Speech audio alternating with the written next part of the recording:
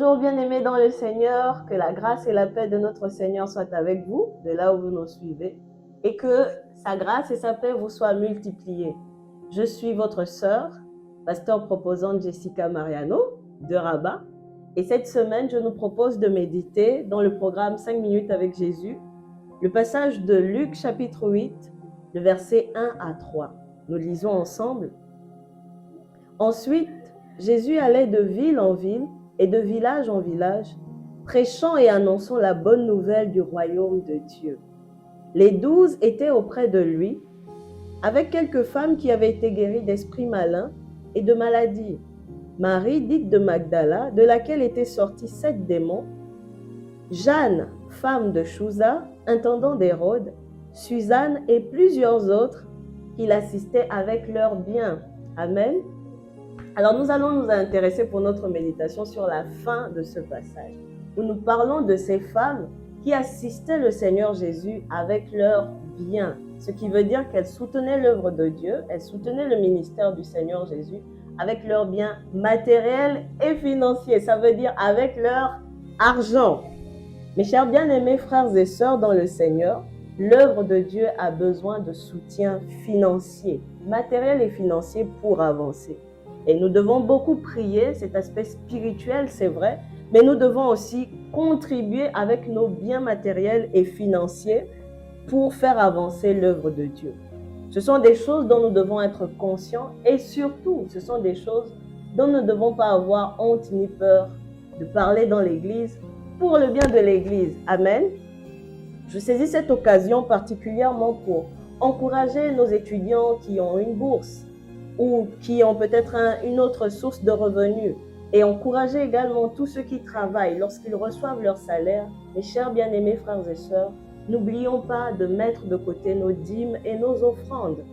Nous devons apprendre à être continuellement fidèles et si ce n'était pas le cas, nous pouvons commencer dès à présent à pouvoir apporter nos dîmes et nos offrandes de manière régulière et fidèle dans la maison de Dieu. C'est pour faire avancer l'œuvre de Dieu et c'est pour assister l'œuvre de Dieu. Alléluia. Le Seigneur travaille avec les hommes et les femmes. L'or et l'argent lui appartiennent, mais c'est à travers l'argent qu'il donne aux hommes et aux femmes de sa maison qu'il passe justement pour pouvoir faire avancer son œuvre. Et l'œuvre de Dieu ne peut pas avancer convenablement sans argent. Nous devons en parler, bien-aimés. Et nous sommes encouragés en cette semaine de méditer encore là-dessus, de revoir notre manière de pouvoir soutenir l'œuvre de Dieu. Est-ce que nous sommes plus de ceux-là qui sont toujours en train de demander à être soutenus, mais qui ne soutenons pas toujours l'œuvre de Dieu? Je nous laisse à cette méditation et nous encourage, et même si nous le faisions déjà justement, à continuer encore à faire davantage pour l'œuvre de Dieu, pour le royaume de Dieu. Amen. Lorsque nous apportons nos dîmes et nos offrandes, c'est un signe de reconnaissance parce que nous reconnaissons que tout ce que nous avons, nous le recevons de la main de Dieu. Le souffle de vie que nous avons, qui est renouvelé, la force que nous avons pour aller au travail, le travail même que nous avons, c'est Dieu qui nous l'a donné. Les études que nous faisons et qui nous permettent d'avoir cette bourse, ce revenu financier, c'est Dieu qui nous l'a donné. Alors en signe de reconnaissance et d'amour pour Dieu, nous enlevons nos dîmes pour l'apporter au Seigneur, pour lui dire merci et pour lui dire Seigneur, c'est par ta grâce que j'ai reçu cela et je viens te donner aussi en retour pour contribuer à l'avancement de ton œuvre. Alléluia.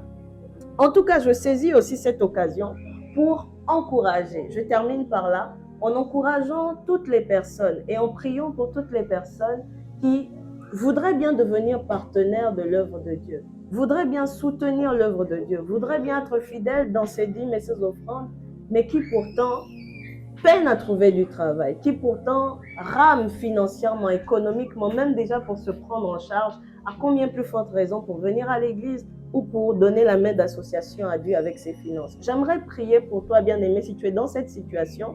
Il n'est pas bon que tu restes dans cette situation, que tu te complaises dans cette situation. Je veux t'encourager en tout cas à persévérer, à prendre courage, mais surtout à demander au Seigneur de te faire grâce, afin que tu en aies suffisamment pour toi-même, mais également pour soutenir l'œuvre de Dieu. Je termine avec donc cette prière en votre faveur. Excellent Père de grâce, toi qui appartiens les cieux et la terre, toi qui nous as fait venir dans ce pays, Je prie, Dieu Tout-Puissant, que tu te souviennes de la situation de tous mes frères et sœurs qui sont dans une situation de précarité, de dénuement financier, qui a besoin d'avoir du travail, qui a besoin de pouvoir se retrouver financièrement. Je prie que les écluses des cieux soient ouvertes en sa faveur.